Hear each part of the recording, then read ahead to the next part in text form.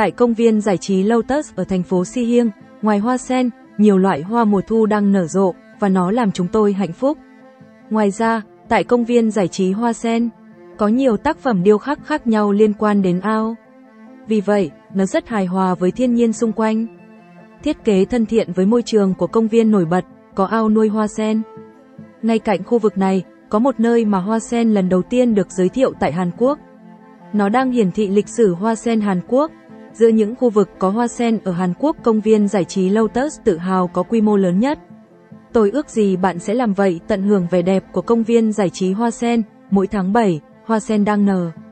Tôi sẽ đến thăm khu vực này vào tháng 7, tôi sẽ cho bạn xem cảnh hoa sen nở.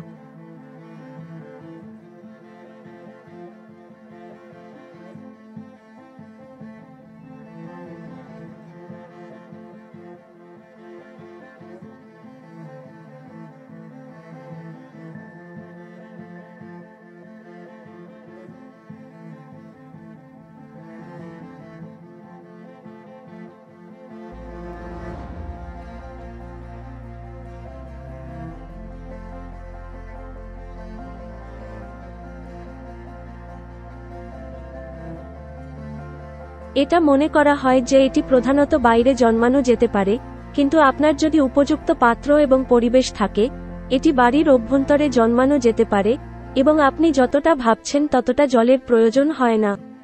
এবং জলের গুণমান সম্পর্কে চিন্তা করার দরকার নেই।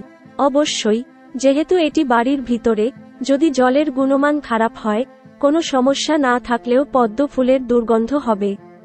তবে এটির জন্য একটি অ্যাকোয়ারিয়াম বা পাত্রের মতো একটি বড় পাত্র দরকার যেখানে শিকড়গুলি গভীরভাবে ছড়িয়ে যেতে পারে, এবং যেহেতু এটি একটি জলজ উদ্ভিদ, এটির জন্য প্রচুর সূর্যালোকের প্রয়োজন হয়।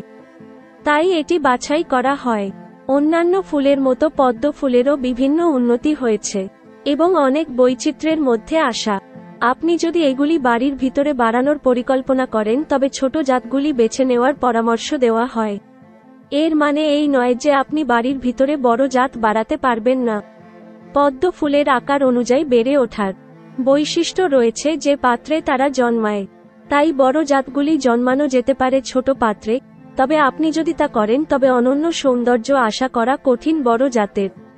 রেফারেন্সের জন্য, বাগান করার জন্য পদ্মের শিকড় কেনার সময়।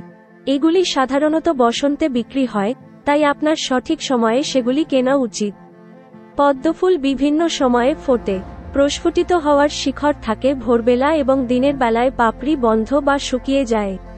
পদ্ম ফুলের বীজ থলি বড় বীজের কারণে এড়ানো হয়, থলির ভিতরে উন্মুক্ত এবং বেশ জঘন্য। 2017 সালে কিছু পরিযায়ী পাখির আবাস পরিত্যক্ত এলাকায় অবনমিত হয়েছিল পদ্ম ফুলের অত্যধিক বৃদ্ধির কারণে।